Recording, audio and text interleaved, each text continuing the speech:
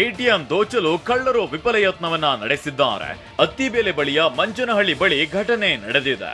ಕೆನರಾ ಬ್ಯಾಂಕ್ಗೆ ಸೇರಿದ 10 ಲಕ್ಷಕ್ಕೂ ಹೆಚ್ಚು ಹಣವಿದ್ದ ಎಟಿಎಂ ಅನ್ನ ಸಮೀಪದ ನೀಲಗಿರಿ ತೋಪಿಗೆ ಹೊತ್ತೊಯ್ದು ಆಕ್ಸಲ್ ಬ್ಲೇಡ್ ನಿಂದ ತುಂಡರಿಸಲು ಯತ್ನಿಸಿದ್ದಾರೆ. ಆದ್ರೆ ಬೆಳಗಾಗುತ್ತಿದ್ದಂತೆ ಸಾರ್ವಜನಿಕರನ್ನ ಕಂಡು ಎಟಿಎಂ ಮೆಷಿನ್ ಸ್ಥಳದಲ್ಲಿಯೇ ಬಿಟ್ಟು ಎಸ್ಕೇಪ್ ಆಗಿದ್ದಾರೆ. ನೂತನವಾಗಿ ಲೋಕಾರ್ಪಣೆಯಾಗಿದ್ದ ದೇವಸ್ಥಾನದಲ್ಲಿ ಕಳ್ಳತನ ಮಾಡಲಾಗಿದೆ. ವಿಜಯನಗರ ಜಿಲ್ಲೆ ಕೂಡ್ಲಿಗಿ ತಾಲೂಕಿನ ಈಚಲ ಬೊಮ್ಮನಹಳ್ಳಿ ಗ್ರಾಮದಲ್ಲಿನ ಶ್ರೀ ಉಡಚಮ್ಮ ದೇವಸ್ಥಾನದಲ್ಲಿ ಕಳ್ಳತನ ನಡೆದಿದೆ. ದೇವಸ್ಥಾನದ ಬಾಗಿಲು ಮುರಿದು ಖದೀಮರು ಚಿನ್ನಾಭರಣ ಕಳ್ಳತನವನ್ನ ಮಾಡಿದ್ದಾರೆ. ಗೋದ್ರೇಜ್ ಬಾಕ್ಸ್ ಒಡೆದು ಚಿನ್ನಾಭರಣ, ಬೆಳ್ಳಿ ಆಭರಣ, ಪೂಜಾ ಸಾಮಗ್ರಿ, ದೇವಸ್ಥಾನ ಗಂಟೆ ಕಳ್ಳತನ ಮಾಡಲಾಗಿದ್ದು ಕೂಡ್ಲಿಗಿ ಠಾಣೆಯಲ್ಲಿ ಕೇಸ್ ದಾಖಲಾಗಿದೆ. ಸಚಿವ ರಹೀಂ ಖಾನ್ಗೆ ಯಾಮಾರಿಸಿದ ಅಧಿಕಾರಿಗಳು ಇಂದಿರಾ ಕ್ಯಾಂಟೀನ್ ಭೇಟಿ ವೇಳೆ ಹೋಟೆಲ್ ಊಟ ತರಿಸಿಕೊಟ್ಟಿದ್ದಾರೆ.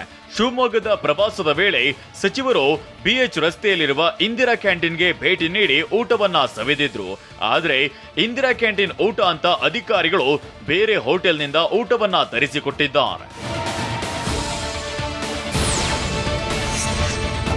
ಕಾಲಿವುಡ್ನ ಸ್ಟಾರ್ ನಟ ಸೂರ್ಯ ದಂಪತಿ ಕೊಲ್ಲೂರು ದೇವಸ್ಥಾನಕ್ಕೆ ಭೇಟಿ ನೀಡಿ ವಿಶೇಷ ಪೂಜೆ ಸಲ್ಲಿಸಿದ್ರು. ಮೊನ್ನೆ ರಾತ್ರಿ ಕೊಲ್ಲೂರಿಗೆ ಆಗಮಿಸಿದ್ದ ಕಾಲಿವುಡ್ ದಂಪತಿ ದೇವಾಲಯದಲ್ಲಿ ಚಂಡಿಕಾ ಯಾಗದಲ್ಲಿ ಭಾಗಿಯಾದ್ರು. ಪತ್ನಿ ಜ್ಯೋತಿಕಾ ಜೊತೆ ಚಂಡಿಕಾ ಯಾಗದಲ್ಲಿ ಭಾಗಿಯಾಗಿ ಬಳಿಕ ನಿನ್ನೆ ಪೂರ್ಣಾಹುತಿಯಲ್ಲೂ ಕೂಡ ಭಾಗಿಯಾಗಿದ್ರು. ವಿಶ್ವ ಪ್ರಸಿದ್ಧ ರಂಗನತಿಟ್ಟು ಪಕ್ಷಿಧಾಮಕ್ಕೆ ಅರಣ್ಯ ಸಚಿವ ಈಶ್ವರ್ ಖಂಡ್ರೆ ಭೇಟಿ ನೀಡಿದ್ರು. ಮಂಡ್ಯದ ಶ್ರೀರಂಗಪಟ್ಟಣ ತಾಲೂಕಿನ ರಂಗನತಿಟ್ಟಿನಲ್ಲಿ ದೋಣಿ ವಿಹಾರ ನಡೆಸುವ ಮೂಲಕ 3 ಹೊಸ ದೋಣಿಗಳಿಗೆ ಚಾಲನೆ ನೀಡಿದ್ರು. ಈ ದೋಣಿ ವಿಹಾರ ನಡೆಸಿ ವಿವಿಧ ಪ್ರಭೇದಗಳ ಪಕ್ಷಿಗಳ ವೀಕ್ಷಣೆ ಮಾಡಿದ್ರು. ಈ ವೇಳೆ ಬೃಹತ್ ಗಾತ್ರದ ಮೊಸಳೆಯು ಪ್ರತ್ಯಕ್ಷವಾಗಿತ್ತು. ನಿನ್ನೆ ಕಾರ್ತಿಕ ಮಾಸದ ಕಡೆಯ ಸೋಮವಾರ ಹಿನ್ನೆಲೆ ಮೈಸೂರಿನ ಶಿವನ ದೇವಾಲಯಗಳಲ್ಲಿ ವಿಶೇಷ ಪೂಜೆ ಸಲ್ಲಿಸಲಾಯಿತು. ಕೃಷ್ಣಮೂರ್ತಿಪುರಂನ ಅರಳಿಕಟ್ಟೆ ಗಣಪತಿ ದೇಗುಲದಲ್ಲಿ ದೀಪೋತ್ಸವ ಆಚರಿಸಲಾಯಿತು. ಅಲ್ಲದೆ ಶಿವಲಿಂಗಕ್ಕೆ ಆಕರ್ಷಕ ವಿಭೂತಿ ಅಲಂಕಾರ ಮಾಡಲಾಗಿತ್ತು.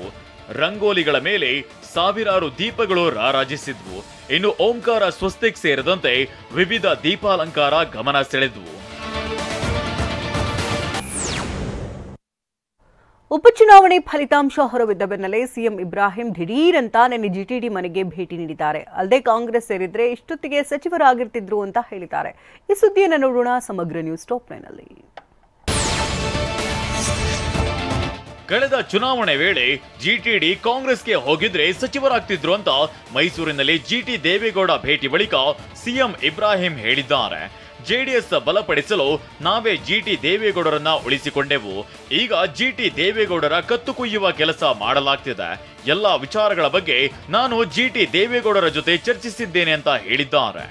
ಜೆಡಿಎಸ್ ಕುಮಾರಸ್ವಾಮಿ ಅವರನ್ನ ಹೇಳಲಾರ್ದೆ ಕೇಳಲಾರ್ದೆ ಎಲ್ಲ ನಿರ್ಣಯಗಳನ್ನು ತಗೊಂಡ್ರು. ಈಗ ಅವ್ರ ಜೊತೆಗೆ ಮಾತಾಡ್ತೀನಿ ನಾನು. ನೂತನ ಶಾಸಕ ಯಾಸೀರ್ ಪಠಾಣ್ ಸಿಎಂ ಸಿದ್ದರಾಮಯ್ಯರನ್ನ ಭೇಟಿಯಾಗಿ ಮಾತುಕತೆ ನಡೆಸಿದ್ರು. ಸಿಎಂ ನಿವಾಸ ಕಾವೇರಿಯಲ್ಲಿ ಭೇಟಿಯಾದ ಯಾಸೀರ್ ಪಠಾಣ್ ಸಿಎಂಗೆ ಧನ್ಯವಾದ ತಿಳಿಸಿದ್ರು. ಇನ್ನು ಸಿಎಂ ಕ್ಷೇತ್ರದ ಅಭಿವೃದ್ಧಿ ಕಡೆ ಗಮನ ಹರಿಸುವಂತೆ ಸೂಚಿಸಿದ್ರು. ಅಲ್ಲದೆ ಉಪಚುನಾವಣೆ ವೇಳೆ ಕೊಟ್ಟ ಮಾತಿನಂತೆ ನಡೆದುಕೊಳ್ಳಬೇಕು ಅಂತ ಹೇಳಿದ್ರು. ಡಿಸಿಎಂ ಡಿಕೆ, ಜಮೀರ್ ಅಹಮದ್, ಸಲೀಂ ಅಹಮದ್ ಉಪಸ್ಥಿತರಿದ್ದರು.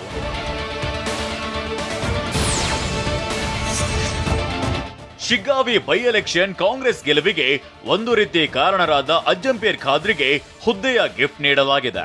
ಹುಬ್ಬಳ್ಳಿ ವಿದ್ಯುತ್ ಸರಬರಾಜು ಕಂಪನಿಗೆ ಅಧ್ಯಕ್ಷರಾಗಿ ನೇಮಿಸಿ ಸರ್ಕಾರ ಆದೇಶ ಹೊರಡಿಸಿದೆ. ಶಿಗ್ಗಾವಿಯ ಪಠಾಣ್ ಗೆಲುವಿನಲ್ಲಿ ಖಾದ್ರಿ ಪ್ರಮುಖ ಪಾತ್ರ ವಹಿಸಿದ್ರು. ಹೀಗಾಗಿ ಹುದ್ದೆ ನೀಡಿ ಸರ್ಕಾರ ಮಾತು ಉಳಿಸಿಕೊಂಡಿದೆ ಎನ್ನಲಾಗ್ತಿದೆ.